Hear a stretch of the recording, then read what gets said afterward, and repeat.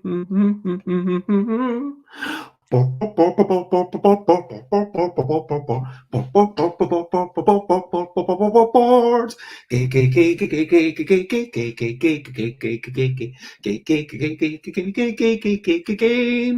board games. I might be talking about board games, but we're not gonna shout.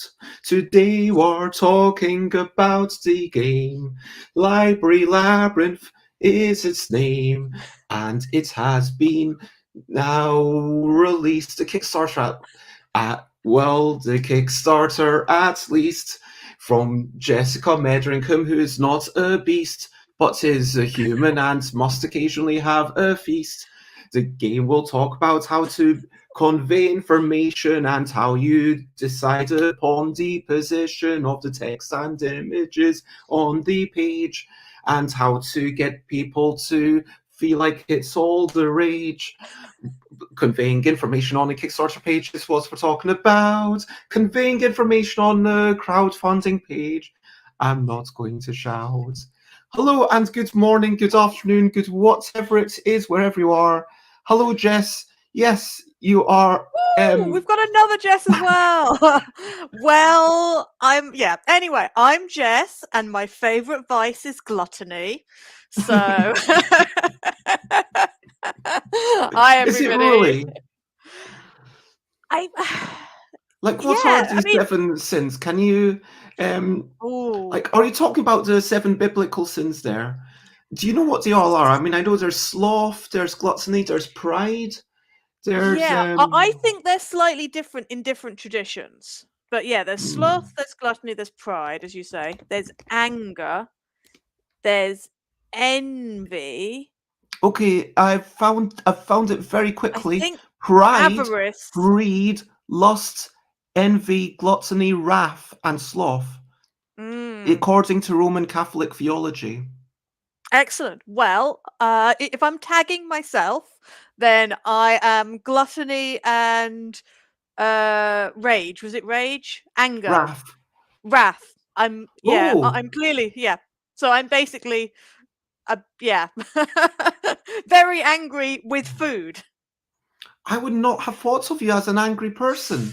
We continue, so for those who don't know, I have had Jess on my show quite a few times at this point. We've talked about all sorts of things. Jess is coming on now to talk about her latest Kickstarter, which is Labyrinth, but specifically about how all this information is laid out on the page. Don't worry, I will scroll down a little bit more slowly later on. So, and I saw a picture of myself, so I hadn't actually looked. But getting back to the point that we continue learning more about each other, your prides are gluttony, and I would say that these aren't the ones that I'm proud of, but yeah, sure, gluttony, maybe a little bit of sloth, and maybe a bit of envy. I think it's important for us to, recognize what, not just what our virtues are, because that's the other side, isn't it? Though I'm not sure I can name all the virtues, but to recognize what we had a list, what we need like if it was the 7 virtues or the 12 virtues, then that would be quite nice, if there was something to aspire to. There are 7, I think, as well, because I know that, so patience is a virtue. I know patience is a virtue. And I think there are probably 7. Wow. Yeah. See, now Bez is going to look this up and say, what they are, because I definitely know. Well, I can guess most of the 7 sins, and we just went through them, and I'm like, yes, I know these are mine, but there must be virtues, and I'm not quite sure. Grace must be a virtue as well, I'm sure. So apparently, according to some American holy website, and we've got contrasting things. The second place that I looked up was different. So conflict. We might have humility, charity, chastity, gratitude, which I think I'm pretty good at, temperance, patience and diligence. Ooh. But why are we going all biblical today? Why are we going all I Christian? know. That I is think the it's weird something. one. What do other cultures have as good and bad things? Because I think it's quite a human condition to say, oh, what things am I good at and what things do I wish I was a bit better at? But I'd be really fascinated to know what other cultures have, because coming from the UK, then it's a fairly Judo-Christian mythology type culture. But yeah, I'd be fascinated to know. I'm sure someone Yeah, in the and comments might be able to tell us. in the comments, Jess says, if you're into food, Bez is probably going to be excited, which is probably why she's usually excited. Other Jess, Jessica JS85 from Twitch says, I want to be a sloth today. I do apologise, Jess, I do love you, but I'm going to call you Other Jess today, just for today, because you're not on the main screen. Or maybe I should say Jess JS. That seems more respectful. Because that's no more syllables than other. Anyway, so Jess JS asks, what are you angry about, Jess? Oh, well, this morning I was definitely annoyed. Not quite into the anger stage, but it was getting close because my 3-year-old was walking very slowly. There you go. Cute Jess. Yeah. Anyway, so right now I'm that you are upset not about cute, Jessica Metheringham. Are you okay with that? I'm fine. All my cuteness has been passed on to small child, the one who was walking slowly today. Anyway. Hello, Hal. It's lovely to see you. And so, yes, we have not gone on topic at all, but we will be going on topic. We will be talking about how to lay out information on a Kickstarter. And if you want to check out this Kickstarter for yourself, then you absolutely can. And I will post the link directly below. But before we get into all of that, let's talk about recent highlights, living life and seeing the sights. Recent highlights, playing games and other delights. Recent highlights. So, my recent highlights yesterday, you saw me on my way just off my bike going to the Inside the Box office. I had a change of clothes, which was definitely needed. Once I got there, it had been pouring. I changed everything and I was dry. Hooray! Because, you don't want to sit in damp clothes for 6 hours. Anyway, so we were talking about Seize the Power, which I hadn't really spent hours, I hadn't gone into such depth since Aircon 2020, when I ran a couple of playtests of it. It's a game all about discrimination, subjugation of power, and we had some issues. I've not been told to not say stuff, so I'm just going to assume that I can say everything and use my own judgment. But it's on plan to go on Kickstarter in July 2023. So what we're trying to do is to get all the basic structure of the game finished by the end of April, and then all the content of the game finished by the end of June, July. And then from July until July, it'll be marketing and sending it to people and doing the graphics and all that sort of stuff. And so, yeah, we had a few issues. I'll maybe talk about them more tomorrow, but one of them was revolutions. People just felt that they weren't powerful enough. Like, in reality, yes, you are downtrodden, and the game did a really good aspect of mirroring the hopelessness of reality. But in a real 2-hour game, you don't want the last 40 minutes to be, yeah, we know who's going to win and there's no chance to do anything. You want people to at least have something to do. And so you want to make it maybe more positive than reality without getting rid of your underlying message. We talked about a whole bunch of things and a whole bunch of approaches. And then in the end, we're like, you know what? Let's just use the original approach, but fold in some of our ideas to change not the structure, but the content and exactly what cards you flip over. So the revolution cards are going to be really exciting. If you've even if you saw them 2 days ago, they're going to be completely different. It's like, well, 1/3 of them at least will be pretty similar, but at least 1/3 of them will be completely different. And you'll just be like, wow. And I'll talk a wee bit about that potentially tomorrow. But it was super exciting to just be talking there with Tiz and Luke and Rose and Luke working for ITB, myself and Tiz just having the vested interest because we get a percentage. And yeah, I'm super looking forward to making sure that this is a game that conveys our artistic vision of saying, yes, we need to work together. That is the only way out of this situation. And yes, we need to band together. And an idea just came to me. What if there could be 3 people in the revolution? But anyway, that's so that was my highlight. Came back home, had a lovely chat with Alex, watched the film, ate a tinned curry. Asda continues to be the best. Surprising statistics. I have eaten all the tinned curries from Sainsbury's at least once, all the tinned curries from Tesco at least once. There's still 3 tinned curries from Asda left to go out of 17. So I've had the majority, but so far Asda is consistently the best tinned curries. You might be surprised to know that. Anyway, so Jess, everyone else. I am surprised. I'm surprised to know that, but that is actually quite good to know. Oh, and Seize the Power sounds fantastic, Bess. That just sounds really cool. Loving the way that you're sort of trying to get that into a game, but you have to obviously simplify things. Like you say, you can't have something that lasts, 3 hours and it's like, yes, well, we know what's going to happen. So I love the sound of it. I'm so looking forward to that.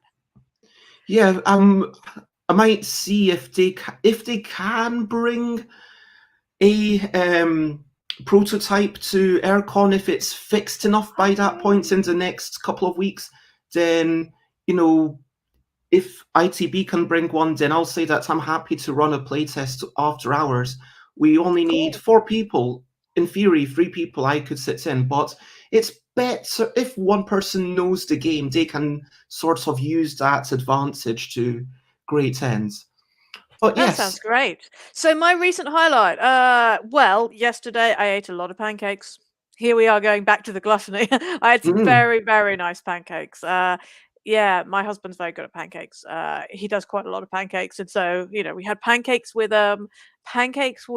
mushrooms and with cheese and with kale. Initially, that was very nice. And then we had pancakes with some with lemon and sugar and some with chocolate spread and banana, and those were also very nice. That does sound fantastic. And of course, there was the recent Kickstarter launch. We will get more into that later, but let me just ask you, you launched this Kickstarter less than 24 hours ago.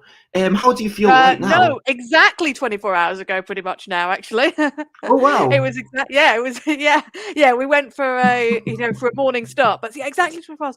Oh, goodness. You may well be. Buckwheat pancakes and is posher than you, apparently. Yeah, quite and possibly. There is little bits of controversy. Asda's tinned curry has more calories, that's why it tastes better. Yes, that is true. There is more fat, but there's also more protein, and there is less sugar. So even though there's more calories, I would argue that it's actually healthier. Jess also discovered a new Thai food today. Pork skin, ginger and peanut salad. Interesting, pork skin. So you know that in the UK they have pork scratchings. I didn't know that was something they did in other cultures, but that does sound exciting. I would very much like to taste that. That sounds lovely, to be honest. Anyway, so I like Kickstarter, how are you feeling? How am I feeling? I'm feeling quite good. I'm still a little bit nervous. So launched the Kickstarter yesterday, and it was a bit like, it's all coming up, etc. There's that immediate, what's this going to be like? How many people are going to, want it?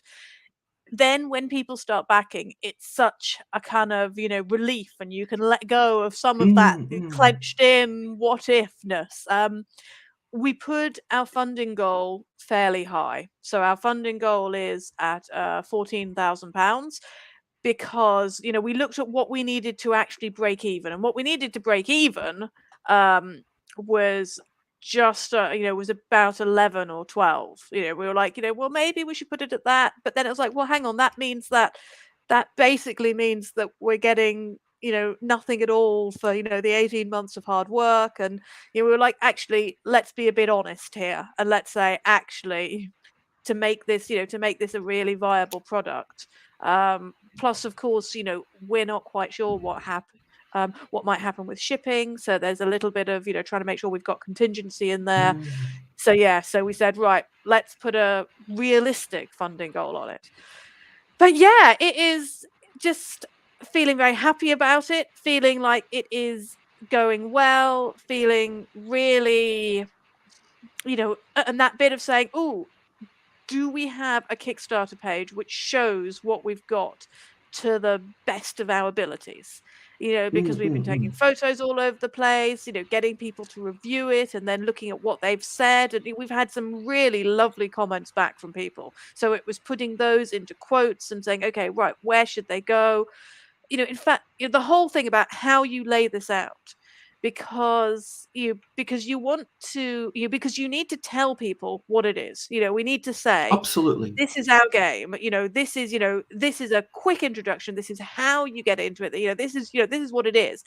But it's quite difficult because you can't just sort of mind meld with someone. I want to kind of sort of just go, whoop, here's all the information. You've got to say, okay, how do you present that? And it is always you need quite to tricky. get into a particular order and everything, and that's something we will talk about in a couple of minutes. I do want to talk about this funding goal. So you decided at 14,200, and I've heard someone else, which I kind of agree with, say, look, ultimately you want to think, okay, if you don't want to think about the sunk costs, because ultimately they are sunk, and if you fail, you won't get them back anyway.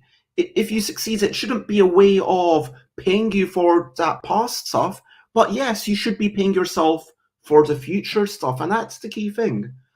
But then, at the same time, that overlooks the fact that if your Kickstarter doesn't fund, maybe you can relaunch. That is an option. It's not the happiest thing in the world, it's not the most satisfying thing in the world, but it's a lot nicer than having to, suddenly realizing, oh, I wish this Kickstarter had never funded. And worst case scenario, then feeling like, oh my gosh, I have to offer everyone refunds, which obviously I announced on Monday for Categorical. But so if you look at what are you willing to do this for? Look at your future costs. Look at your future work to do and think, would you do this for £5,000? Would you do this for £10,000? Would you do this for £1 million? And somewhere along the line, whatever that is, there's going to be a price where, yes, I would do that for. And then work out exactly what point you would do it for and the minimum that you would do it for going forwards. Ignore everything backwards. It's like, well, this is, a terrible option, but given these two terrible options of never doing it at all or doing it for this low price, I guess I'd rather do it. And that's probably the point at which you want your Kickstarter funding goal to be. Do you kind of agree with that philosophy? Yeah, I think I kind of agree. Yes, because it is important that you look at it and you say, okay, how much of this am I going to give, my time and myself and, what are we going to be able to do for free and what do we need to get paid for? Because of course, because sometimes people will, well, thinking about the first Kickstarter I did, which was Disarm the Base, actually the funding goal I had on there made an assumption that I'd actually be doing it for minus money. Not a huge amount of minus money, but that was the funding goal because I was like, actually, I've got this thing. I really want to get it out. I'm going to do this for, for a little bit of minus money, essentially. And that I think had a funding goal of £5,000, and we actually got 9,000 something or other. And so, that was incredibly useful because, of course, it meant that I then actually did get some profit there. Yeah, that's the one. That's Disarm the Base. And that was, that was fabulous. Yes. So just over 9,000 from 240 backers, but the funding goal was only £5,000. So if you compare that to, this one where we're saying, actually, yes, we've done all this work already. Yes, we've got these costs which are sunk already. We're not necessarily seeking to get anything back from there, but we're saying, right, going forward, we've still got a fair amount of the artwork to do, which is so that's being done by Sam, who's done all of the character artwork, and she's absolutely brilliant. We're saying, okay, right, she's got to do that. She actually needs to get money back from that. That's the main. That's where a lot of the money is going. But for the rest of it, we also need to feel like we're getting something back from it, because this is taking up such a huge amount of our time. Yeah, and I know the person who made that dissertation, I agree with that as a simplification, but that does ignore the fact that you can have relaunches, which brings me to, firstly, hello, Josie. It is lovely to see you. Thanks for joining us.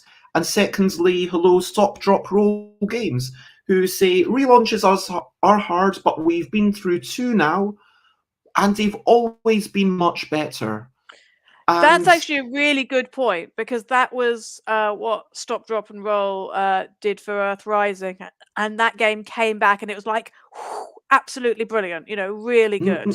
So it's because it's not really the case of either you meet this goal and you get to do it, or you're slightly short and you'll never get to do it. But you do have to ask yourself, would you rather be slightly short of that goal and have to go through the efforts of the Kickstarter and that part of it again, or would you rather just be over your goal? And like for me, if I'm planning to do a new game if I'm planning to start doing games in a more lackadaisical isn't quite the right word because it has negative connotations, but in a speedier, more experimental, freeform way, where, like when I come out with the Kickstarter for a game about quickly grabbing creatures that are totally different and counting your insert vegetable name here, whether that turnips are already done, although they're basically sold out. What else did Beetroots are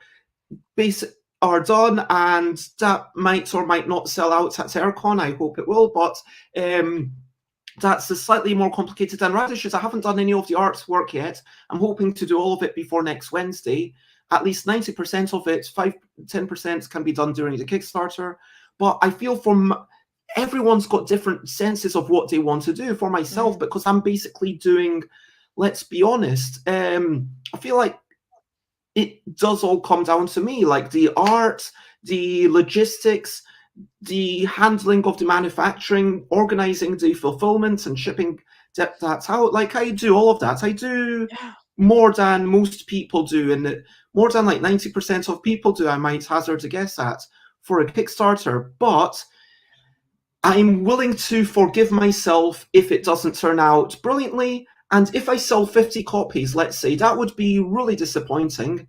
But yeah, if I raise, let's say, 500 quid, then I would print the radishes and be like, okay, here it is. It's within the UK. It's print on demand. I will print it to that low demand, and I will still at least not lose money. And I would rather do that and have some left over and then just move on to the next thing. Because that's me thinking, how would I feel redoing the thing versus not redoing the thing? Whereas if it comes down to something where you've got to print 1,000 copies, or something where it's, hey, this is my one Kickstarter for the year, like not this is my one Kickstarter ever. Everyone's got more games in them, but this might be like, this is my big thing for the year. Whereas, let's be honest, I don't know which will be my big game of the year. I'm going to make at least 7 of them, and I'll let the public decide. That's up to them. Maybe people really enjoy complimenting each other. Maybe they enjoy judging each other.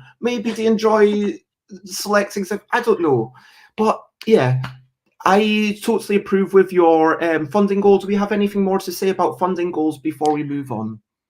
Probably not, but I completely get the whole, when you're doing it yourself, there is something great about working in a team, but there's also some other things where we're like, oh, actually, because I've done some smaller Kickstarters as well, and the Kickstarters for the greetings cards, there was something nice about having just something which is quite small, and you're like, this is small, this is self-contained, this is something I can do just me, and I can just, get on and do it.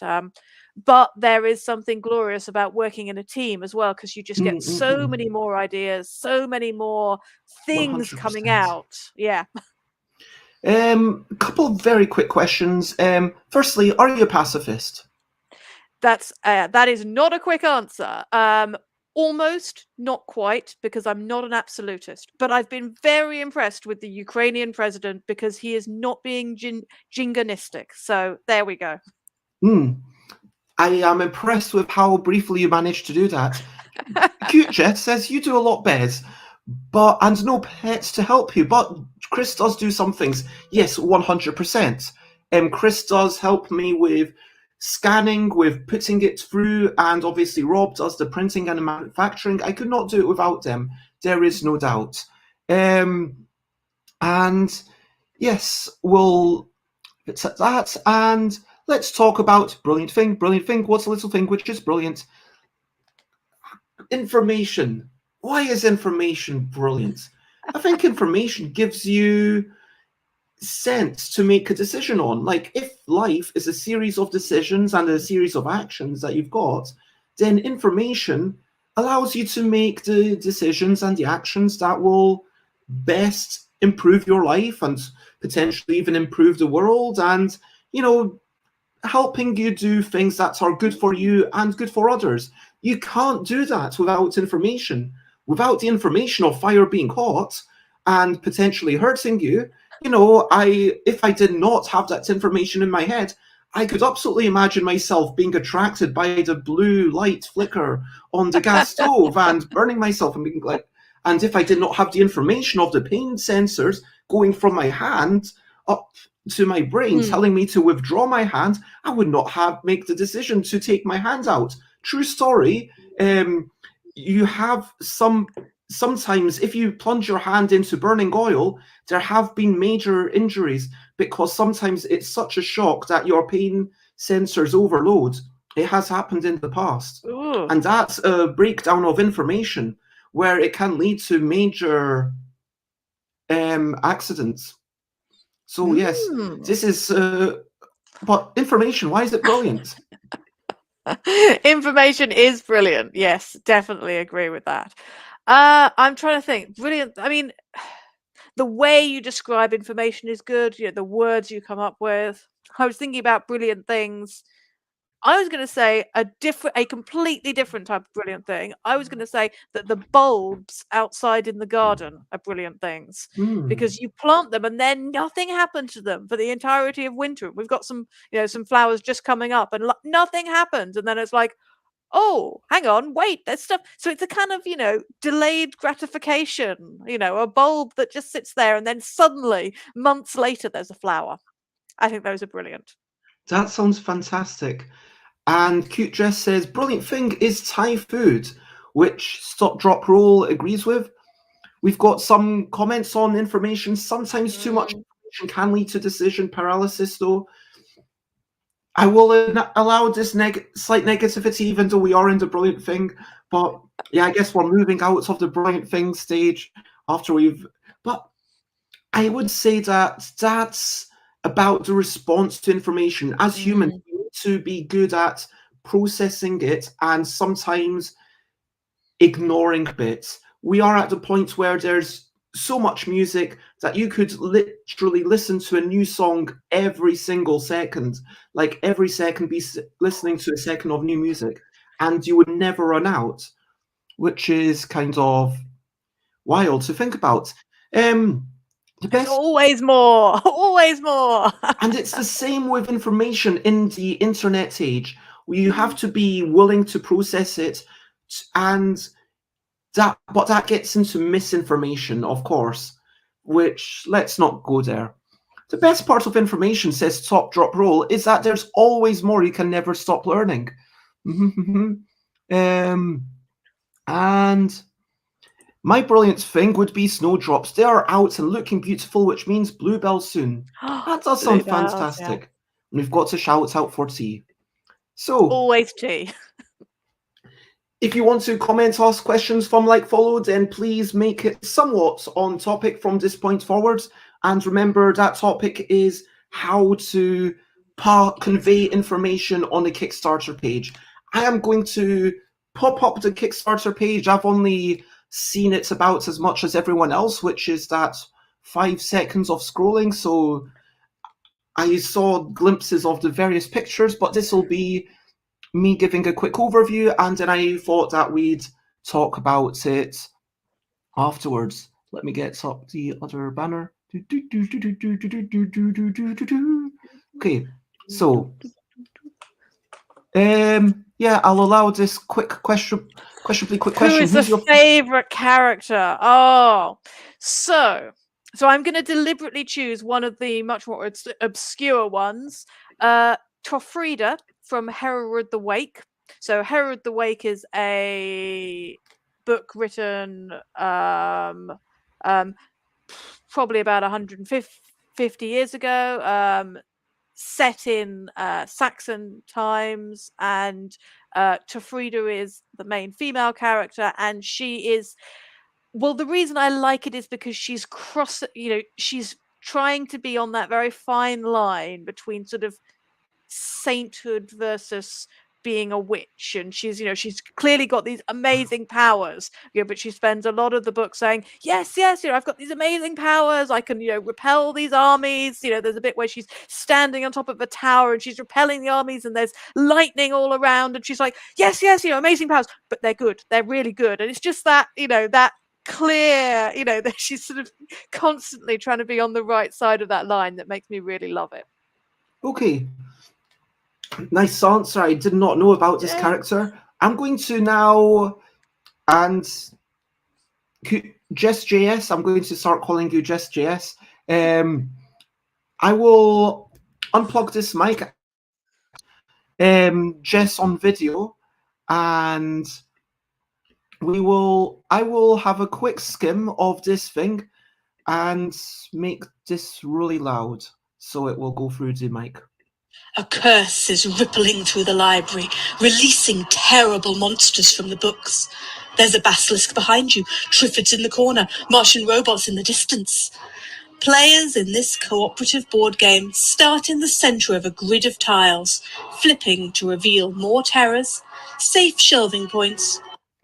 So sometimes, like, the video kind of, that emotional bit lasts really long. I like how, it's kind of just had a short bit of that emotional, hey, this is what's going on, and I'm not really telling you anything about the game, but now I actually get to see the game. It uses the word cooperative, which, hey, that was written in the title, but just in case I missed it, it's repeating the words, so I know exactly what I'm getting into. I quite like that. All rewards. Draw book cards to build a team of powerful women, capture the terrors, and return them to the books. That spinny bit, that was really nice. That was... Can Jo from Little Women and Queen Nzinga deal with the basilisk? Can Circe from the Odyssey capture the big bad wolf? With 24 terrible monsters and 60 fictional and historical women, the possibilities are endless. I've got to say, this is a really nice video. I mean, it starts it off like kind of it's talking about, like, giving us a bit of theme, and then going into, oh, there's this other stuff going on, and now, hey, here's broadly thematically speaking what's going on, and now you get to see the bits and you get the raw number data. So I like that mixture, and it keeps both parties interested. It's not just all one then all the other. You'll also need to watch out for the curse, which is still loose in the library and threatens to rotate tiles and undo all your hard work. Win the game by placing 6 captured terrors into the 6 different shelves. I'm going to be slightly negative. Like, I just feel like that white box, it kind of looks a little bit tacky. Like, there could have been like a really nice kind of border or something there. But at least obvious, but I do get that you've got limitations. I'm, not trying to be lose in one of two ways, I do either like by the arrow. running out of time or by allowing the library to be overwhelmed. The setup ensures a different board each time, with extra floor tiles to scale difficulty. Different terrors emerge each time, each one with a different set of symbols to match with the cards in your hand. Library Labyrinth features 60 inspirational, fictional and historical women and non-binary people. It has been created by a team of 4 British women. Fund this project, and not only will you get a game, but will be... I think, again, like, the video with, like, just the white thing, it's weird because it gives you all the information, it's clear, but just having a little bit of a frame, or maybe, I don't know, the pictures being a bit kind of more portraits and going down all the way, that could just be nicer. But again, I like it shows, okay, here's a bunch of things, you're only seeing a few of them. It's really taking Library Labyrinth into schools, libraries and board game cafes. Help us make this game a reality. That is really nice. I'm going to unmute you and plug my headphones back in so that if you talk, we won't get... Thank you. That's good.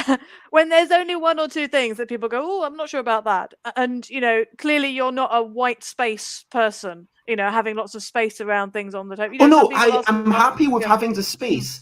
And I agree with, yes, the white box does make it look clear, but you could have that white and just have a bit of a frame, maybe a drop shadow behind it to make it even more clear.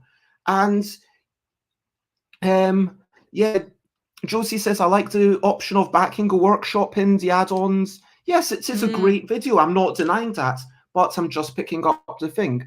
Is there some diversity among the women and non-binary people? Like, I'm not going to let Jess answer these questions because I think we should go through the page and see if we can find the answers ourselves. But they did say it's British people and they did show photos. So looking through, you've said clearly you've communicated the vibe of the game and broadly what you're doing, what I'm expecting to see going down. Okay, we've got a picture of, this is like a hero image.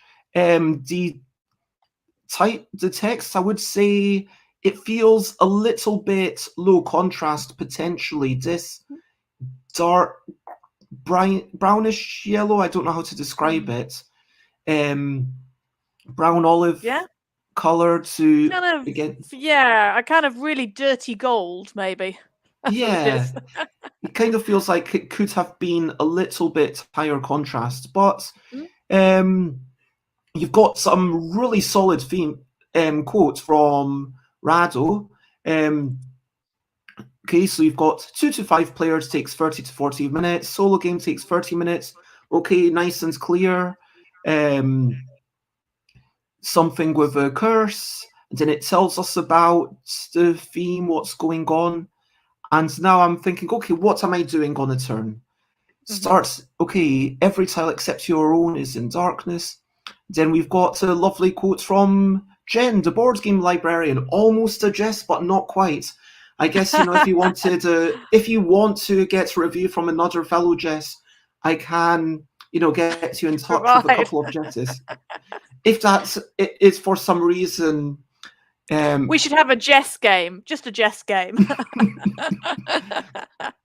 And okay, it's got a little thing of what you're doing, and that on the audio there isn't anything except a bit of background music. It seems like that seems like a slightly missed opportunity.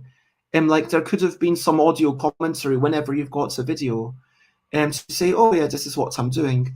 You'll need to watch out for, okay, I see, so these are literally just 5-second things. That's interesting, like sometimes these are presented as gifts that are just going over and over, but I guess this is a technologically easier solution for you to implement.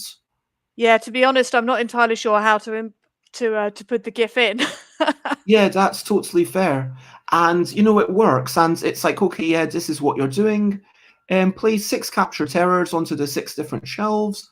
lose running out of time, allowing too many terrors. It reaffirms things from the video, but you can't expect people to watch the video and this. So again, it's like, but how do you do this? Well, what would you call the books? Okay, so now I'm expecting to see, looking at the terrors, you'd probably want to use Nzinga and Joe. Why is that? And that's not at all obvious to me, because Joe's got and now I'm kind of trying to work out for myself, okay, the science and the leadership and the medicine and the storytelling and the kindness and the conviction presumably match with these things, but which ones are we matching? I guess Triffids have the star, which Nzinga has. Oh yeah, I see that. And Tornado, okay, I can. Yep, I see what's going on, but then the wormhole, actually, they couldn't do together because they don't have enough of the green swirly thing. Like, even if it just said, oh, you can do all of them except the wormhole or something. Yep, you can do that. Excellent okay, point. I see what's going on. And that's a really strong quote from Tabletop Games blog. I feel like maybe that could have been moved up. And frankly, the one from Rado, it's weird because Rado is a much bigger name than Oliver, with all respect to Oliver. But Rado saying, I think it's just such a cool theme, isn't a stronger quote. And you could, a super cynical person might say, oh, that's a backhanded thing. So they like the theme, but what about the implementation? Is that actually good? Whereas this, I bet you will become addicted to the game after a single play. You know, that really shines. Quick goodbye to Laurie or Ree from Stop Drop Roll Games, who says, well done on a fantastic campaign for a brilliant game, Jess and Co. Can't wait to see you hit that goal in the next 24 hours. Yeah. Hopefully. Thank you. So what's in the box?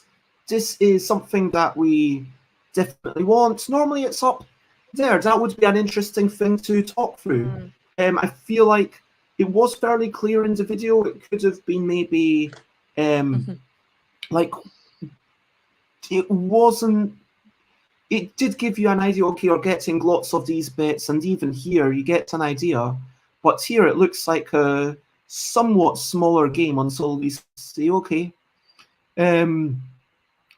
actually the above image is probably fine, and then it's like, okay, this is exactly what you're getting, because frankly, games, and again, we talked about the hill to die on, but I think that games shouldn't be about what's in the box. They should be about the emotions that you're getting and the experience that you're getting. So I do actually personally like the experience being the thing. That is what I feel like, and I'm a lot more concerned. I would be much happier with a game with a quarter of the components that actually delivers me a unique and lovely time with friends than a game with 4 times as many components that I basically never get to play or feels badly designed or has some clunky bits.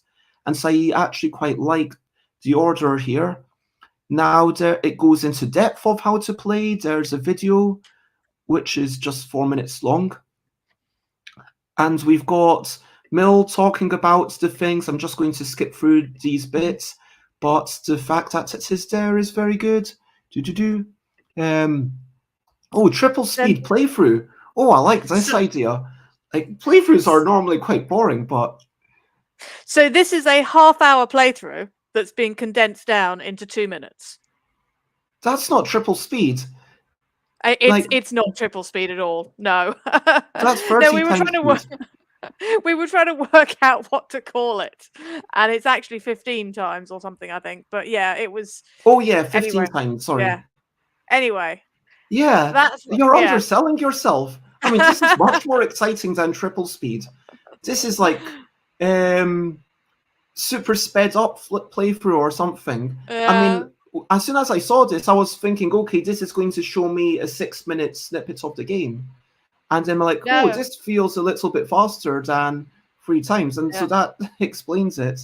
And wow, you do get through a lot in 6 minutes. But actually, of course, it... So yeah, there you go. So that's the entire game. I feel like you should say... I mean, this sounds like a small thing, but... maybe we should just call it extremely fast playthrough. Super sped up. Super sped up. Super condensed. Super condensed.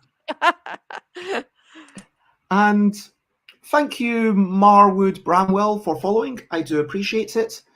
But yeah, this might sound curmudgeonly, but genuinely, I just feel you're underselling yourself. I feel like that should have been, given a different name. Screen top. Oh, you can try it yourself. That sounds exciting. It explains how to join. We've got another thing. Presumably these all click through to the full-length review. Yes, indeed it does. I'm assuming the same for all the other ones. Yeah, they all click through to whatever they came from, Oh, highly caffeinated. Now that would be interesting. This is brought to you by 15 cups of coffee. Not enough people say, who is this game for? And you say anyone and everyone, which makes me slightly sad because that's never entirely true. And but I'm going to keep reading. From whether a family with older children or teenagers, a group of seasoned gamers, or a group with an interest in books or inspirational women, you'll find something for you here. It's a longer answer. Oh, it can scale in difficulty. The standard sets up for your first game. You may prefer to make it a little easier. Okay. And does that change the rules complexity if you make it easier, or does it just change the challenge?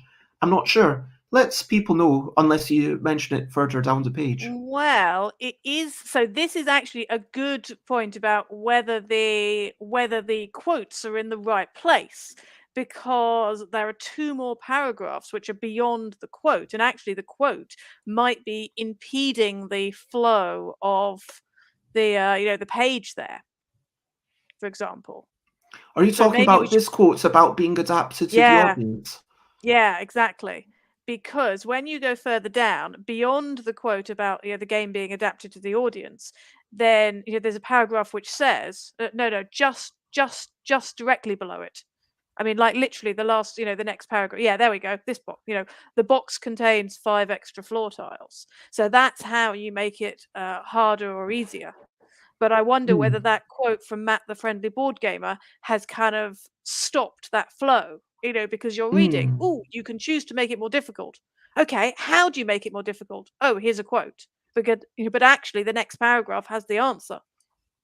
So you've got easier or harder grids, extra disturbance cards, reduce or increase the amount of time, change the loss condition, little bit harder. Simple ways can be a fiendish puzzle, the variability.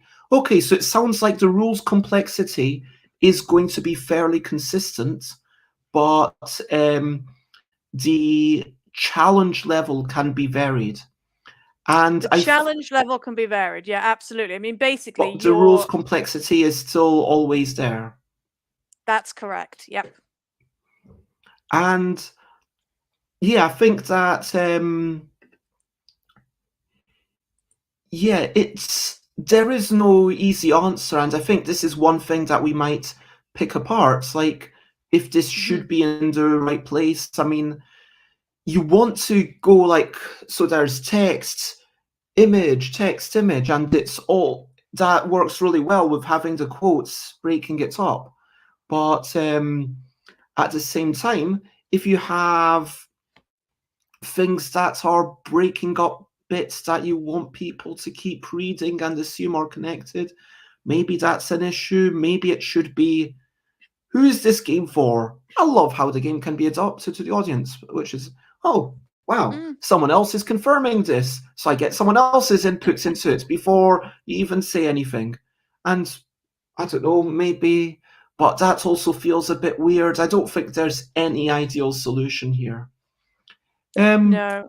My suspicion is that I might actually, we might actually put the quote perhaps one paragraph further down, so that, the paragraph about the box appears first and then there's the quote. But again, it really depends how people come to this. Again, like, my cynical side, like, does feel like, well, what's exact age of children? You've not really made that clear. Like, you might have mentioned it up above. I can't remember if you did, where he said, no, We 2 to 5 haven't. players. And so I understand that the development age of children can vary quite a lot, but saying, hey, we've playtested it with people of this age, we've playtested it, and this has been the response, that show you'll never be totally certain before you launch, but you'll have some idea that 4-year-olds, probably too early for this game. 6-year-olds, I don't know. Like, reading this, I'm under the impression that it's probably 8-year-olds, sure, if they've got a bit of patience. It depends on the child. 10-year-olds, almost certainly. 8-year-olds, like my 8-year-old nibblings, maybe not, because they don't play games, and I don't know if they would have, the patience to learn all the rules. We did have a playtester, so we've had a couple of things back from playtesters. So perhaps actually, that we could put in a sentence in there that says, some of our playtesters have, some of our playtesters have played it with 10-year-olds and found its work. One of our playtesters said that they felt they could play it with their 8-year-old with some help. So basically, this, the age at which this becomes something where, where children really start to get it is probably about 9-ish. But it will vary, and there will be some 8-year-olds and even some 7-year-olds out there who're saying, "Oh yeah, I can do it," but they probably wouldn't be able to really have a proper go just by themselves until they're sort of 11 or 12. But say you're looking at this for 13-year-olds. Yep, absolutely no problem. I mean, and Jess asks, am I trying to critique it? It's like, I mean, it is useful. If you want to call it a critique, sure. Like, it's just me. Like, I'm not being generous in any way with this. I'm being my normal.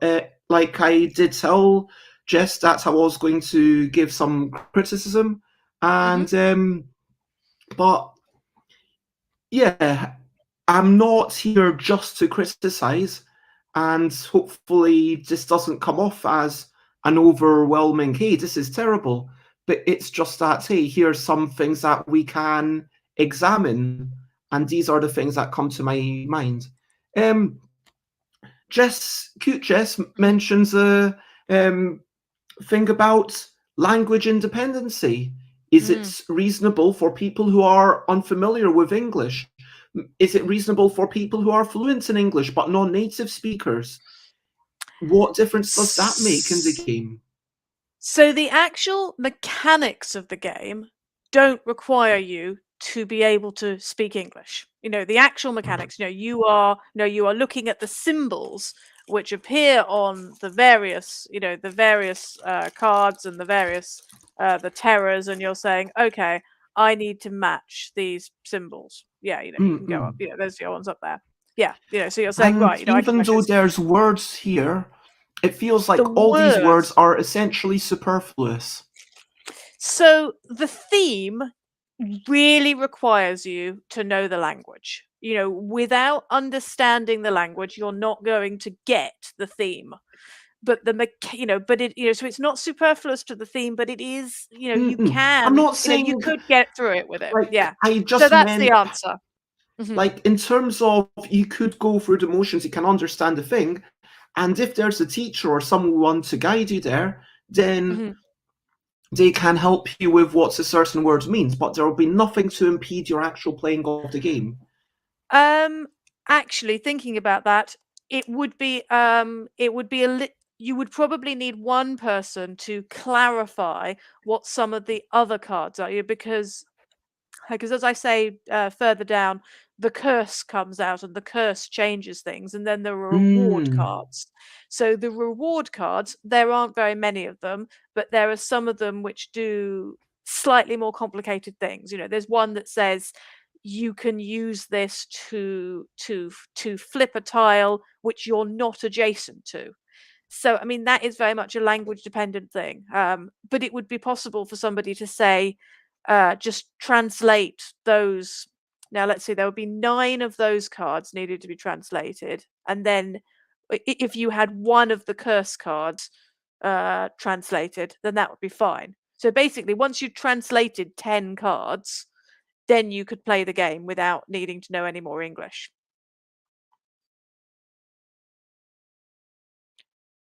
Oh no, Beth seems to have frozen, or possibly I've frozen. I'm not quite sure.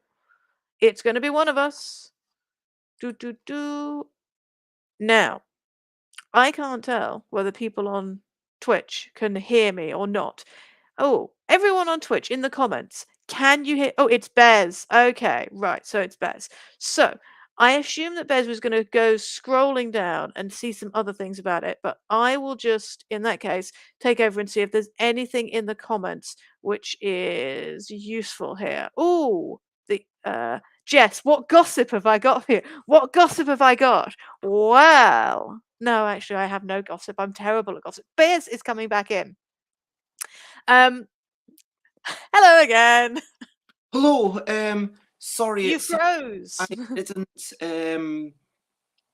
Yeah, I should have sorted out my plug connection. It's kind of loose and it doesn't always connect properly to the. I have a laptop like that.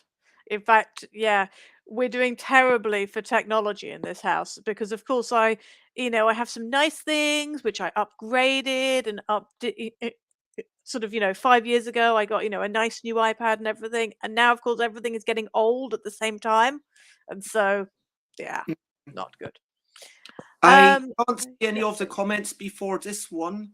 Bez got bad card for her critique. Hello, Runa. It's lovely to see you. So there were a couple of questions about students and whether it would be good for for students to play it, and I think, absolutely.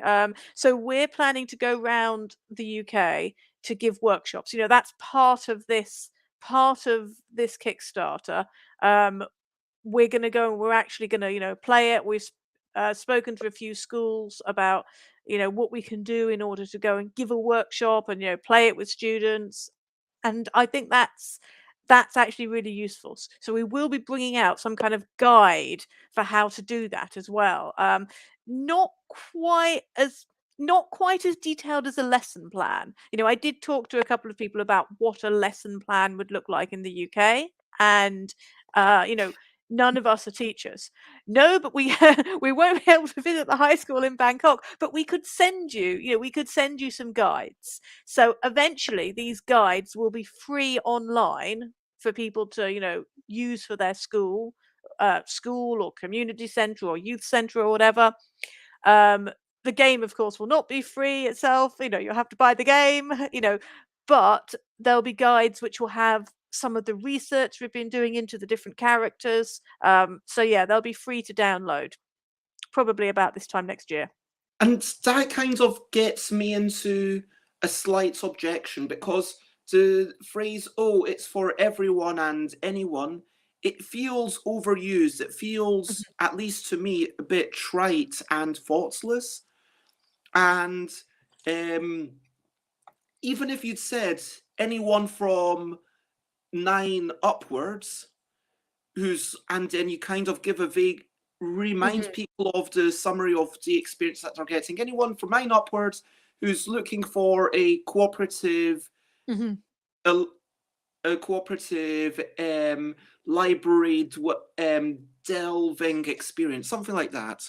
And then you can mention students, because you've already mentioned people who are gamers, people who are not really gamers, but yeah, it kind of explaining these things a bit more explicitly. I think Josie had asked a question earlier on, so if you've asked anything before this comment here, then I do apologise. This is the last comment that I can see on my phone right now as I wait for my laptop to, fingers crossed, charge back up. But Josie does ask, what Kickstarter stretch goals have you got planned? Do you mention them later on? So we do. We have some Kickstarter stretch goals. They are relatively small because we didn't, because so there are some games where you find that they just sort of, they throw everything in, or perhaps, the base game doesn't look like they've actually, had it as the way they would like it to. So, we're very much trying not to go for that. But we do have some stretch goals. One is for a couple of extra cards in there. For example, so the timing card, basically, the one that says you've run out of time, that's just one of these, the curses come upon me cards, and it's when you can't pick up any more of them. So we're going to have an extra card which says you're out of time, which you can put at the bottom. Doesn't actually affect the gameplay in any way, but it's a nice reminder. It might be a little bit helpful. And that's the first stretch goal, which we're very much hoping we will meet that, because I think it's only about £300 past the actual funding goal, because we didn't include it in the prototype. We think it would be nice to have it. We also have, there's also a way in the game that you can pass an action to the next player, which we think is quite nice, which doesn't happen in very many games. You can do it in Flashpoint, for example, the game about firefighting, but I haven't seen very many games. In fact, that's the only one I can think of where you pass an action to the next player in a cooperative game. So we are thinking we'd quite like to have some little tokens, where you can actually do that, so you remember to do that. But again, we didn't have them in the prototype, and it would be, just a little extra bit of cardboard. And finally, we're hoping to get some stretch goals, which are little cloth bags. This is what I think I'd consider a real stretch goal. Little cloth bags to have in the to put all your tokens and your tiles in. So here's a nice little token in the little cloth bag. Just because that's neater than something which is an insert. Nicer than little plastic bags. They were very popular for Disarm the Base. So I'm like, yes, little cloth bags are nice. Just frozen for everyone else. Oh, I'm not frozen for me, but no, I'm not sure. Oh dear. Okay, just restarting, coming back to the machine. Yeah, had a little bit of issues. I do apologise for all of that. But yes, sorry for the echo and the whole laptop dying, and now it's back on 0%. It says 0% on the thing as opposed to below 0%. So it's actually like 0.5, but it doesn't. So it's enough to run for the moment. Just about. Definitely charging. So Cute Jess wants to say, we have a topic on gender equality. Oh, now I've missed the stuff that was on my thing, but Jess was talking about how we see so many films and books that only feature male characters and we don't bat an eyelid.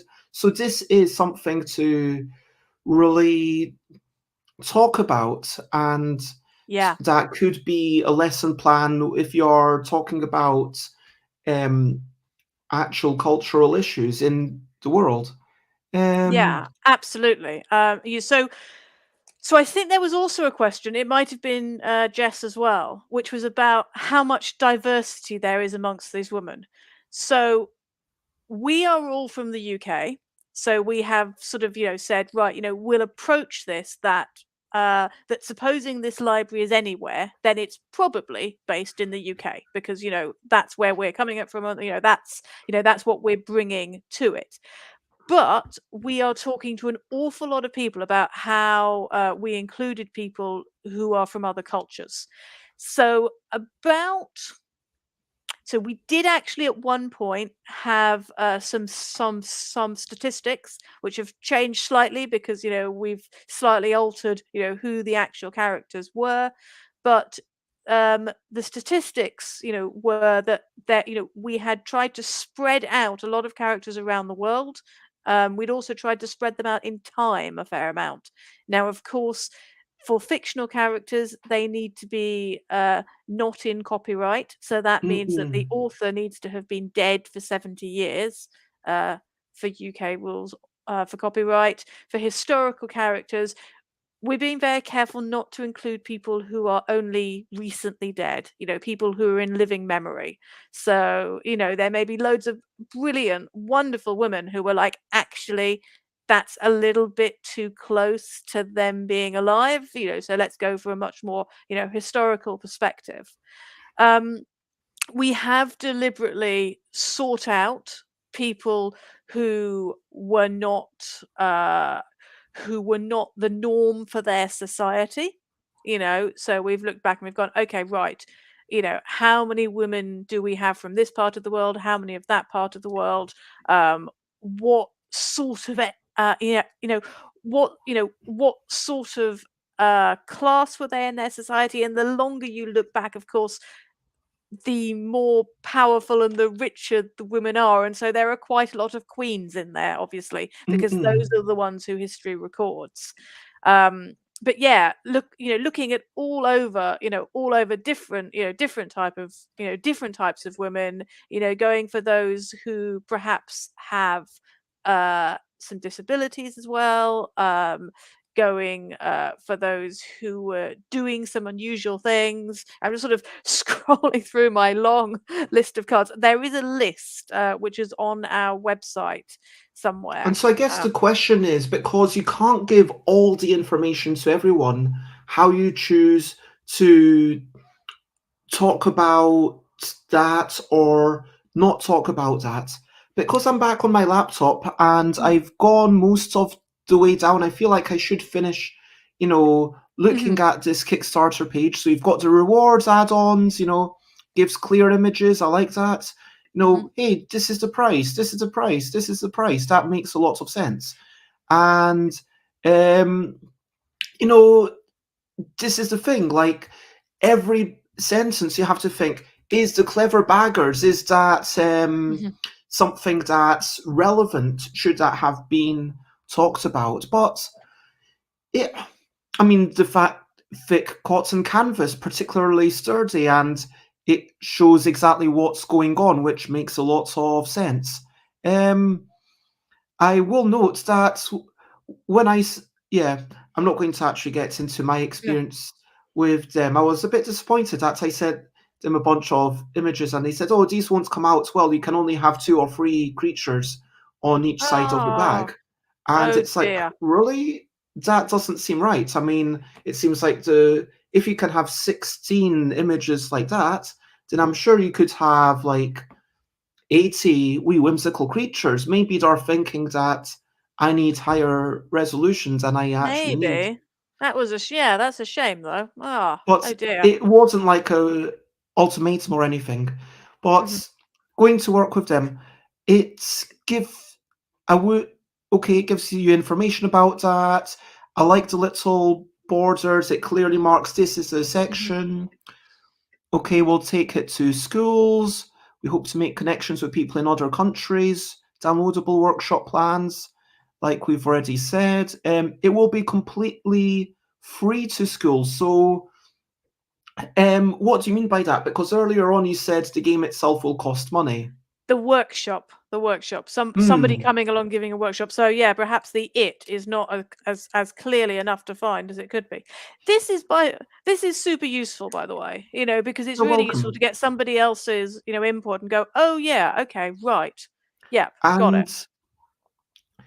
That makes sense. Reviews and playthrough interviews, even though a lot of these might have been mentioned up above, we're going to see more. So Ruel on the R&R show, that's really cool. That actually has a lot of traffic, so well done on getting into that.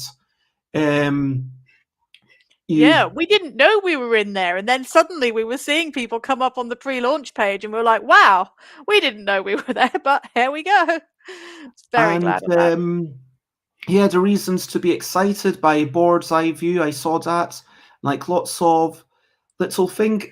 I wonder whether it would be worth having a click here for full interview, because you can, and I know that as a experienced Kickstarter backer, but someone who's seen Yeah, that's Kickstarter true. for the first time might not know that. There's me searching for a game sold 543. How long ago was that? That was about 2 2 weeks ago. weeks ago or something. Yep. Yep. Yeah, we've got a few more links. You know, we were Shelf stories. So there's Jess, I see, and a bunch of other people, some of whom I know, Emma Larkins, Jason. I think that's Mandy. Is that Mandy? Yeah. I don't know It those two people. Brenna and Kate. So that one's Brenna Yep. Noonan, and that's Kate Bullock. Okay. That's right. And yeah, there we Yeah, go. that was Stretch fun. goals. So you can clearly see what's going on. And that's very clear. Again, this is a point where there's different schools of thought of whether you should have the information there already or whether you should just say, we will have stretch goals later, tease. But this does make it feel very open and transparent, which is nice. Timeline. Whoa, lots of text. Okay, this is what I was hoping for. Some sort of timeline. Okay, April, May, July, August. Okay, blah, blah, blah. Yep, it looks like you thought about it. So if someone's coming to this and are thinking, okay, can you do it? Yes, you can do it because you've got everything planned out. You've got the previous stuff, and what is it? It's very clear, and then how much it is, and presumably all this money is listed, and you've got little, hey, if you've scrolled down this far, you probably want to know a little bit about us. And there is a lot of text on this Kickstarter page, but for a game that's about libraries and books, that's probably not a bad thing. Well, we were sort of thinking, hang on, you know, the key audience here are going to be people who like books. They're probably going to be less scared by text than some people might be. So yes, it's always difficult trying to work out, what should be text, what should be an image, how should you present this, because of course different people learn differently, and some people just want a video about everything. So yeah, it's trying to work out what's going to appeal to people. How can you best get the information from your head into their head? Okay, I feel like this overview has taken a lot longer than I expected. It has. Expecting it to take quite so long. Like, I am wondering if we should make this a two-parter, because and then tomorrow we actually answer all the questions. Let me look at my diary for tomorrow. But or we could just. Cute just says, I listened to a podcast called Evil Genius about the good and bad sides of people from history. This just did not know it. I did not know it. It features Amy Winehouse and some queens from back in the day of beheading and historical misogyny. Apparently in Thailand, they cannot talk about any royals, not even from history. All of those fascinating narratives are missing from Thai society. We do have some crazy tales about our British monarchs and present royals.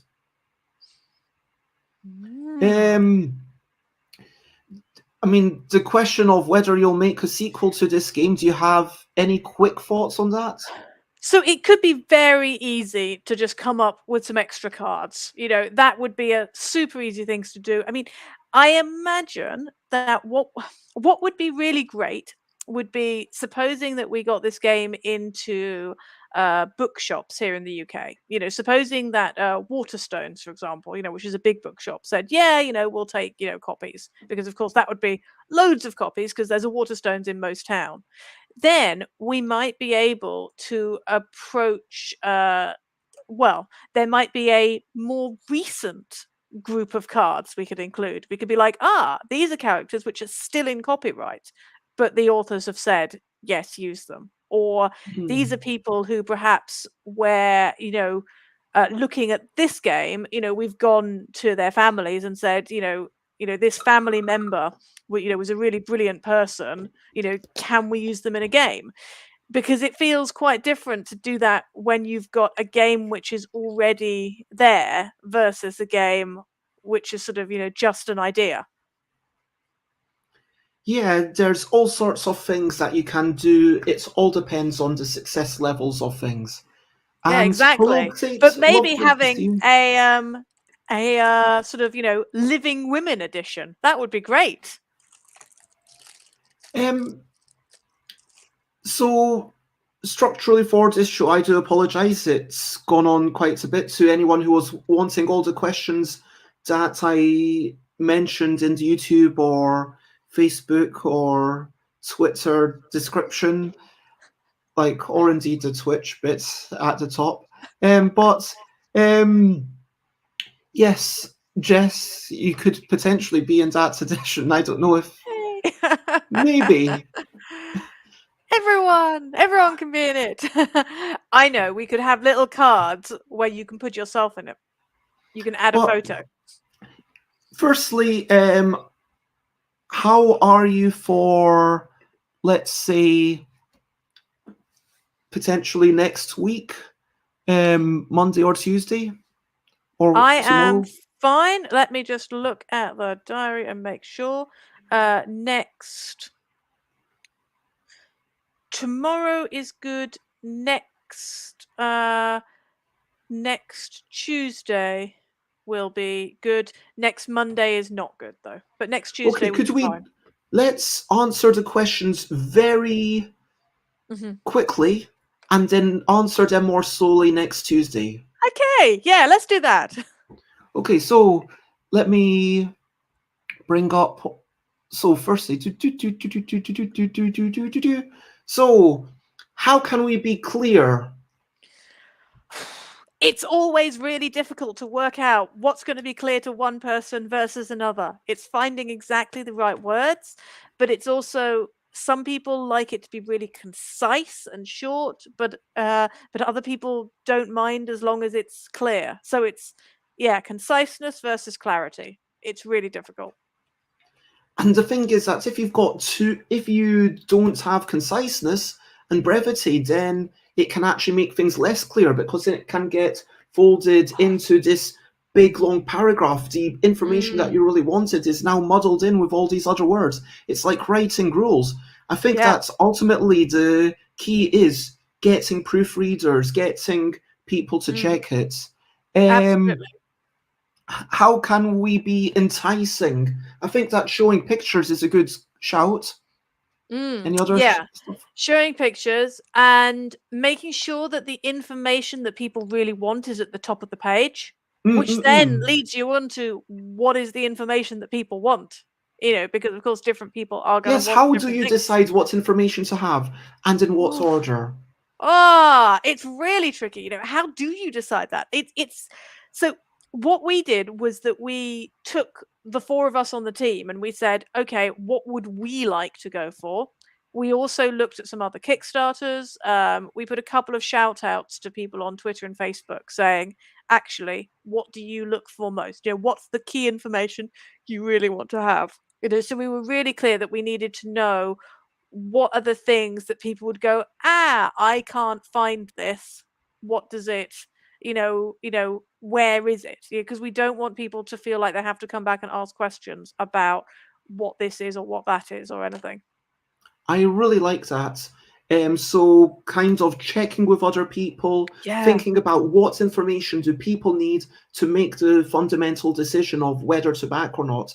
Because there's all sorts of other information like, hey, here's a list of all the people in the game so far, but that can come in an update. People don't need that level of information, and you want to have more information to give them in updates and say, hey, here's a little more detail. Hey, here's about how we made the game. And I am excited about you coming to the UK state, and I am excited to have you here, Yoda. but we're just kind of coming to wrap up. So we say, how do you decide how to present that information? Like, what do you present in terms of an image? What do you present in terms of text? What? So so again, this is different for different people, you know. So I was very keen about sort of get the text down there first and then see where the images fit in. But when I was talking to Mill, she was much more about, oh, quick, you know, what are the images you've got to have at the front, you know, what's going to draw people in. So I did all of the sort of text first, and then it's okay, what are the image? What's, you know, what's going to be, you know, what's going to be attractive to people. And that first, you know, those first couple of sentences, you know, the bits about, you know, you're in a cursed library, there are, you know, there are terrible things emerging from the shelves. You know, that text sentence has been tweeted out, and variants of it have been tweeted and put on Facebook and put on Instagram so much that actually it's really, you know, that has got whittled down to what we think is the perfect set of sentences to really entice people in. And I think that is really strong. And, you know, from a crass financial sense, it's kind of like, what do you need to entice someone to back? And Josie says, I didn't need much to want to back it. Books and strong women in a board game. It's an automatic sell. And so for at least one person, that was all the information they needed. I mean, there's a little bit beyond that. Presumably there's the, you know, can I trust this person to actually do it? Can I, is it going to be a well-made game? But then those initial hooks, that get you to investigate a little bit more, those are the things that we absolutely need. I think that's the key thing about thinking, okay, what's there for people who are already engaged to keep them engaged? Maybe we just put that as an update, and what's just going to get oh, Jess, you wag. Those are white boxes. Too many white boxes. But yeah, absolutely. It's working out, you know, what's going to appeal to people. But and also, what doesn't matter? Like, frankly, half of what I talked about as a criticism, it doesn't matter. Like, it's going to take you efforts. Like, sure, the YouTube videos would have been better off as GIFs, but they do the job. And it's kind of working out. And those white boxes could have been slightly nicer with drop shadows and some sort of, ideally, some nice lavish frame with little curls and stuff around it. Oh, actually, we went back and forth in our group about, you know, whether they're, you know, frames and curls were, you know, a good thing. And I was, in fact, I was quite pro curls, but I got talked down from that. Like, not like subtle curls, like, you know, like it's a frame of a picture. No, I can see that. But yeah, it all depends on the color and everything. But just something that kind of, I don't know, something to make it feel more cohesive with the theme and everything. And it was also, maybe the fonts didn't feel quite right. We were trying to match the font to the Kickstarter font, to be honest. It's not the most exciting font in the world, but it's probably. But I feel you might have been better off matching the typography that you're already using in the game. Yeah, we probably, perhaps we could have done that.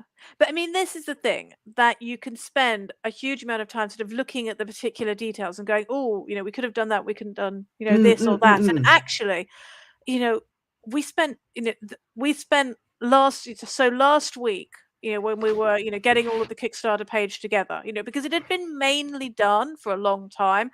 And then the last week, it was a lot of things like, okay, we've got to add in this little bit and we've got to add in this bit. And there were times when I think we had, you know, most of those quote images, we had sort of like 3 or 4 versions of each of those, which were the same quote and everything, but they were, I don't know, slightly longer, you know, slightly longer pictures, or they were, I don't know, slightly different. And one of them had a bit of a backdrop behind it, and one of them had the quote mark slightly bigger. And you're sort of going through going, you know what, at this point, it's not that important. You know, we just need to make sure that it's in vaguely the right place. 100%. And that's the thing. Like, nothing can be perfect, and you have to decide where to pick your battles. Like I was saying before we started recording about, but Cute Jess asks for a show where Jess Metheringham critiques my games, and I am absolutely 100% down for that. We can make it a regular feature if Jess agrees. Like maybe I'm fine for that. We could do that. Every couple of weeks we meet up and then we critique each other's things. Like I critique your thing and then you critique my thing. Yeah, let's go with that. There we go. I'm Okay. totally up for that. Okay, let's Those work out whimsical dates creatures. after Monday. Okay, excellent. I'm excited about that. And what's other questions? So what is too much information or overly verbose and unnecessary? Was this down to discussions? How do you decide that? Super quickly. That's really hard. Basically, you need at least a second pair of eyes, if not a third pair of eyes. So sharing your preview page. So yeah, sharing a preview of the page with somebody else is incredibly useful, because otherwise, you end up just being really lengthy. 100%. And yeah, the more feedback you get, the better. But each bit of feedback, it's like people putting time and energy into that. You need to respect it, and not everyone's feedback is of the same clarity. And also objectively, some people's feedback will be unique to that person. Some people's feedback will be more universal. Yeah, absolutely. And I personally try to err on the side of brevity because I'm naturally quite verbose, which I think is also true for both of us. Yeah, no, I'll say that that's true for me as well. Very much. Yeah, what do you need on the front page? I think that we've already gone through everything. I do like what we were doing with Alley Cat Games, which I've started doing with my own stuff, where it's like, why back this game? These are the bits that are key about the game, actually presenting a few strong hooks, saying, you love books. You're tired of games that don't have women in them. You want to support an independent company. Some of them are kind of universal to lots of Kickstarters, but yeah. Like why something back like this game? Yeah.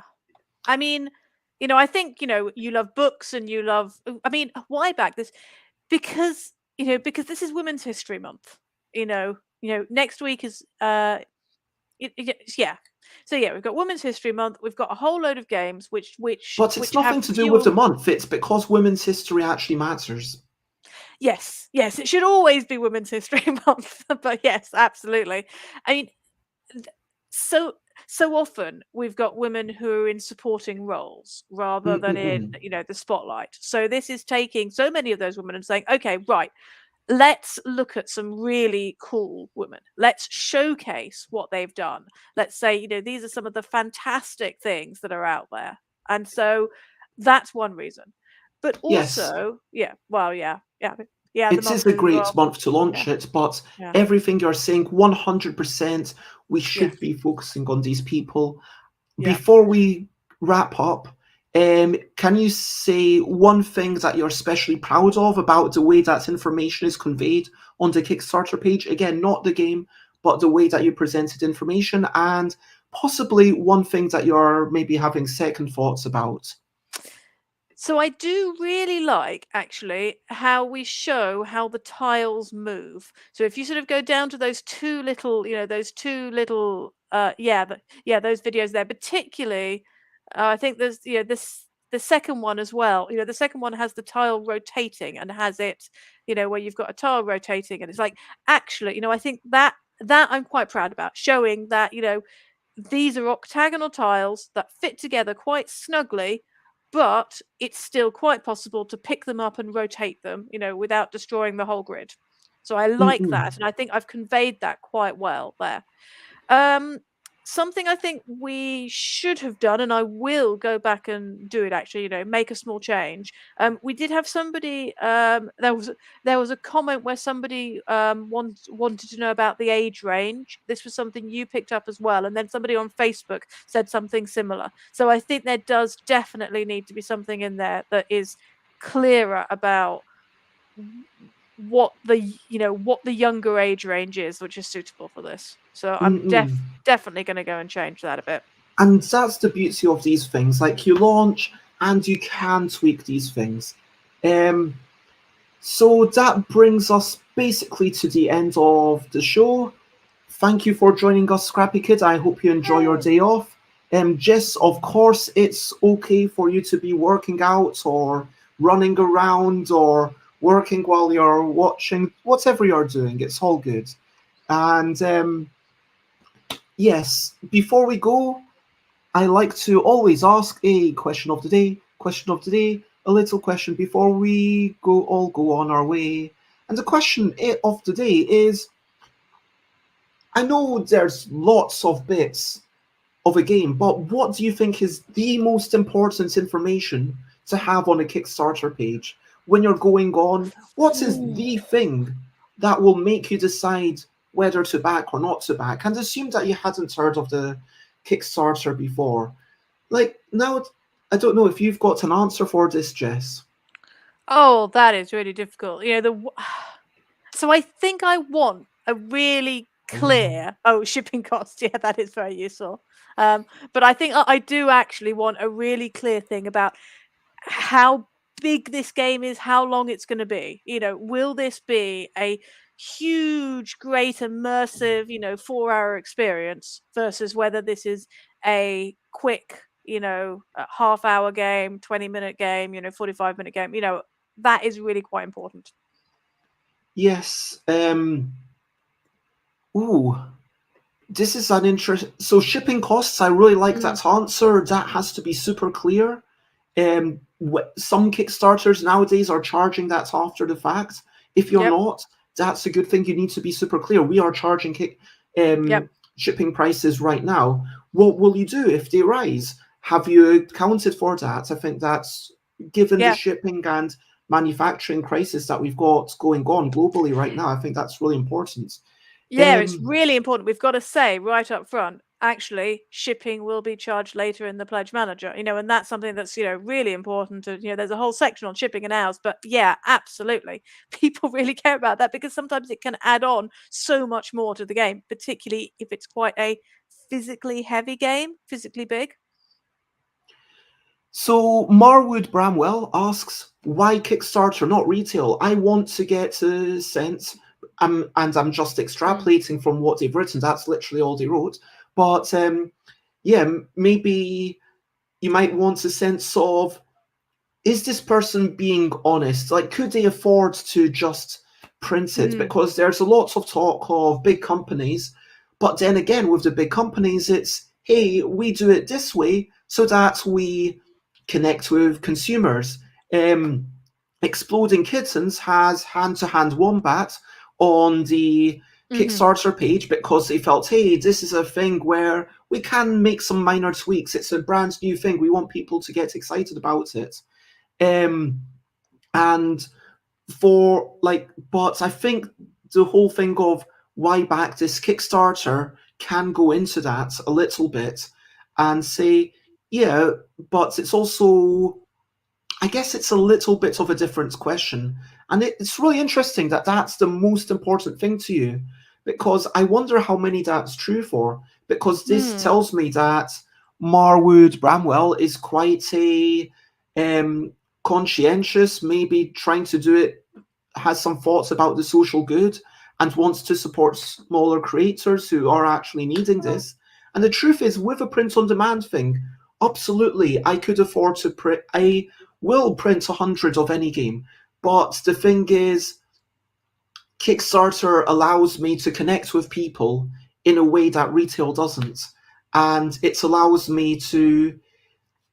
Retail wouldn't buy busy bargain bags generally, and by doing Kickstarter, I do offer an incredible price, frankly, £5 for those games. I don't get that much markup on them. I could not even afford to sell them at retail for that price. Like in the case of a game about wee whimsical creatures and trying to identify them after someone makes noises, like, the costs of it would, like, I could technically afford to do it. I wouldn't be literally losing money, but still, that's a really interesting thing. Josie says, I'm also shipping costs, only backing UK games as I've been stung a few times now.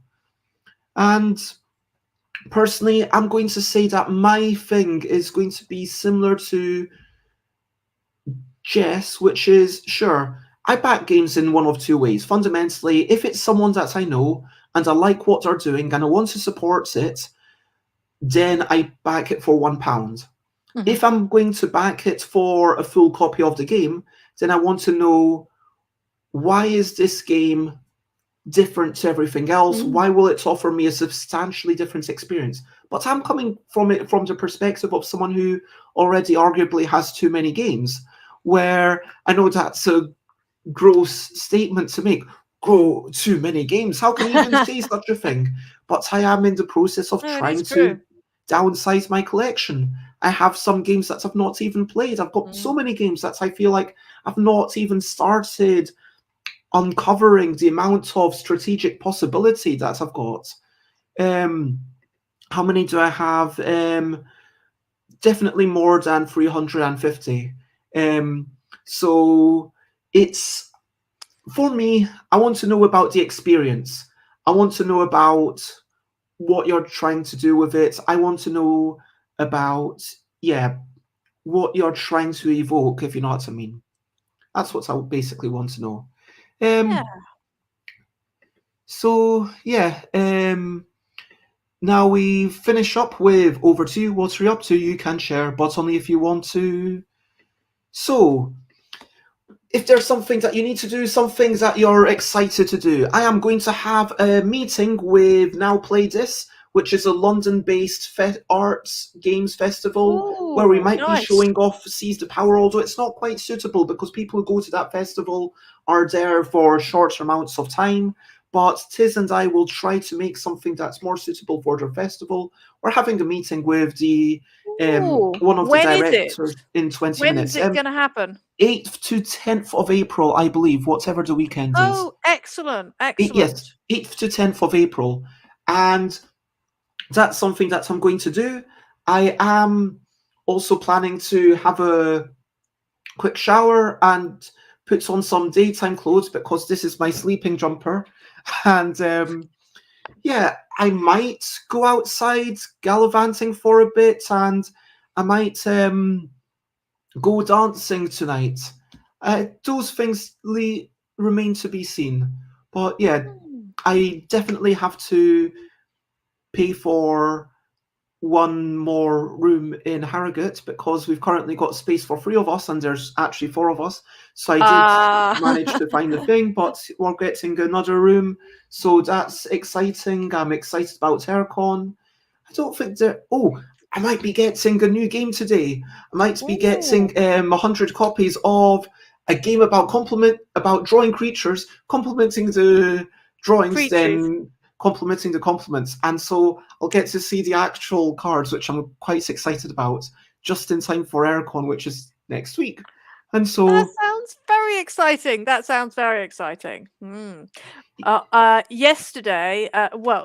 Yesterday we went to get the little children's books that come out from World Book Day. So there are lots of books which are available for £1. So I've got a whole stack of those upstairs that I want to read. So I've got to read them before the kids get to them, obviously.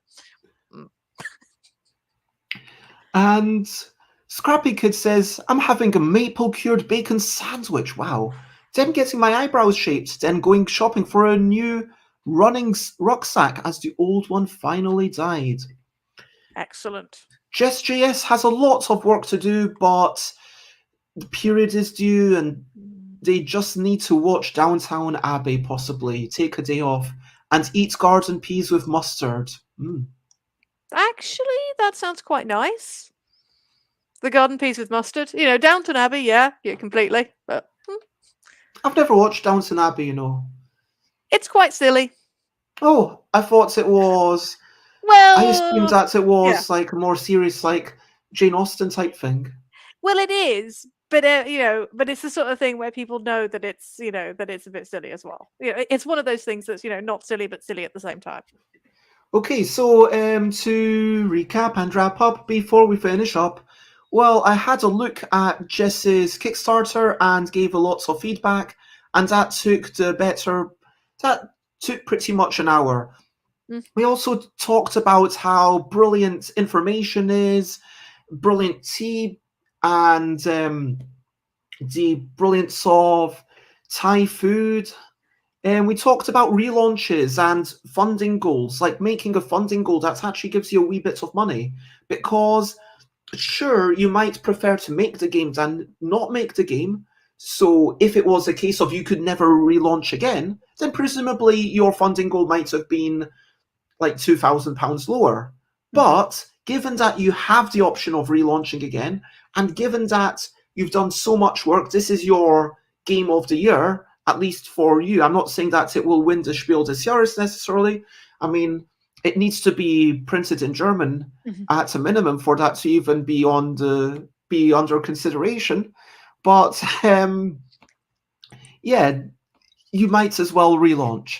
We answered a few questions, and we decided that it's all about thinking what people actually need to back this game. What's the unique thing that people want to know? And people in the comments talked about shipping costs, given that Brexit and COVID is happening and shipping is going haywire. We talked about understanding why Kickstarter, trying to empathize with the creator. We talked about more shipping costs and just understanding the basic experience. Although Josie mentioned that, hey, it's books, it's strong women in leading roles, it's a board game. What's not to love? And that feels like the key unique factors, and that is all clearly mentioned, which is good. But we did kind of say that maybe why back this Kickstarter? That feels like you should be asking yourself, and maybe you don't have to tackle it as clearly, as explicitly as that, but there should be in your mind, why would anyone back this Kickstarter? Because let's be honest, there's thousands of Kickstarters being released every year. So many others. And so why back this one? Well, I personally backed it because I like Jess. And, I like what Jess is doing. And, I want to support Jess and hopefully bring more awareness to it. And also, like, strong women. And, I've not played it, so I can't comment on the game's mechanisms. I'm not going to do that. And I trust you. Like, I'm assuming it seems like you've spent a lot of time, but I don't know. I've never played it. But other people we've play tested it quite extensively, but yeah, that's the point. That's kind of why all the reviews are there, I suppose. When you're looking down a Kickstarter and you're going, oh, okay, this is confirmation that you played it with somebody who wasn't your best mate. This is confirmation that somebody else was able to pick it up and go, yeah, I understand how this works, and yes, that was fun and that was good or whatever. And that's all we talked about. And before we go, Josie wants to let everyone know that Josie is organising Meeple Gaming, running a board game area at a local women's and literary festival. That does sound exciting. That sounds also very cool. Eating crumpets. So with that, if you want to check me out, I am everywhere on Stuff by Bez. If you want to check out future streams, stuffbybez.com/streams. There's not a lot planned, but I will actually put it in the calendar next Tuesday. Jess is coming back on tomorrow. I'm going to talk a little bit with reference to Seize the Power about exploring other options, but then coming back to the earlier option and the whole notion of content versus structure. Then Friday is a quick show just before I do some playtesting. Saturday, I am meeting Joseph Kelly, winner of the 2021 game design competition for the LDEC. They made a lovely solitaire word game that I encourage everyone to go out and play, Dwindle. It is really excellent, genuinely. There's going to be a cooking show on Sunday to promote my forthcoming Kickstarter. I don't know what I'm cooking yet, but it will involve one or more of turnips, beetroots, and radishes. I don't know. Dina will send me a recipe, I hope, but stay tuned to find out. Monday, I don't know. Decided in the morning unless someone wants to suggest something. Tuesday, I'm actually going to change it right now. Jess Metheringham. It's back. Kickstarter info. Curation. Yeah. That seems like a fine thing to put in that. And then Wednesday, Alan, Paul, and I will be talking about aircon preparation. And Thursday, Friday, Saturday. Well, Thursday will be a quick show from my house, and Josie will be here. Would you like to come on the show, Josie, since you'll be, in the spare bedroom? And then we'll talk about going to aircon. Friday, Saturday, Sunday, I will be at aircon, and I'll do a very quick 5 or 10-minute show. Just say, hey, here I am. Here's a quick thing. I'll do a quick run through. I'll run around and show you stuff. And then, that's the next couple of weeks. And then, of course, I do have a Kickstarter planned on the 15th of March for a game about quickly grabbing creatures that are totally different and counting your radishes, which it's going to be as tricky as I can make it. I mean, I'm sure in years to come I will feel, I could have pushed this even harder. But I'm going to push it as hard as I can, being as tricky as I can with crossed legs and crossed arms and props and stuff, but never unfair. So, like, the tentacle people have a certain body shape. They've got, like, a rippled belly and, like, suckers, and the four-armed people have, like, a line and nipples, and, each thing has, like, a certain head shape or whatever. And that won't change, but just the poses. Maybe one of them will be doing a headstand. Maybe one of them will be lying down and breakdancing. Sounds exciting. Sounds very exciting. Jess, where do you like to be found? I like to be, so mainly I'm on Twitter. That's where you can generally get, my attention the easiest. So go to Descent Games there. You can also find me on Facebook. There's a Descent Games page. There's a Library Labyrinth group. So do go and join those if you can.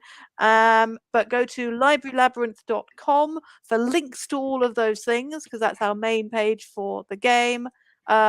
Plus, of course, go to the Kickstarter page. But go to librarylabyrinth.com and you can find links to all of those things. Okay. And I am also posting the links to the Kickstarter and everything in the comments. That is, of course, Jess's Kickstarter. Go and check it out right now. And remember, if you like the idea and want to support it, but maybe the shipping costs, you're worried about it being too much, or maybe you just can't afford the game right now, or maybe you've already got too many games, and you're like, I don't need this, but I want to support. A £1 pledge actually helps a lot, because, there's an emotional value, there's a small financial value, but also there's an algorithmic value that then shows the game to more people. So every backer that there is, Kickstarter then shows the game to more and more people. And so that's presumably why you have the £1 pledge level to say, hey, come in. And that's why for my forthcoming thing, I'm encouraging everyone to sign up right now. So that's on day one, back it for £1, and you will get all the print and play files. And we're trying to work hard on all the print and play files. That's going to be always the case for all the Bezzy bargain bags. Even if and I might do some Bezzy bargain bags that are more than £5, but even in those times, it will always be all the print and play files, £1. Jess apparently likes to be found outside of prison, which don't particularly like going into prison. But for now, I've actually been to a prison. I don't think I've actually been to a prison. Maybe I should sign up as a chaplain or something. Anyway, there we go. Thank you, everyone. Thank you, Jess. Thank you, other Jess. Thank you, Jess Metheringham. Thank you, Jess JS. Thank you, Josie. Thank you, Scrappy Kid. Thank you, Sate and Marwood, Bramwell and Yoda and everyone who jumped in, and especially those who are contributing to the conversation and asking questions. I mean, I just love to make this a two-way chat, not just between us on camera, but between us and everyone who's involved. It's really been really nice. And I think that if you're watching on Twitch, I will do a very quick raid and see how that goes. So let's join the raid. Let's go. Oh, Amadeus is really cool. Let's check out Amadeus music. And so copy paste that message if you're up for it. And we are going to be raiding. And for now, do you have anything left to say, Jess? Metheringham? No, pretty much. It's all good. For bye, bye, bye, bye. This is a goodbye song. Bye, bye, bye, bye. Thank you for watching along. Bye, bye, bye, bye. This is the end of the show. Bye, bye, bye, bye. And now it's time to go. Bye, bye, bye, bye. This is a goodbye song. Bye, bye, bye, bye. Thank you for watching along. Bye, bye, bye, bye. This is the end of the show. Bye, bye, bye, bye. And now it's time to go. Bye-bye, everyone. Oh, sorry, I didn't mention you, Hal. Thank you for lurking. And yes, thank you to all the lurkers and everyone that I forgot. Thank you. Bye-bye, X8. Bye-bye, everyone. Thank you for following Call Varrock. And yes, have a wonderful day. Bye-bye.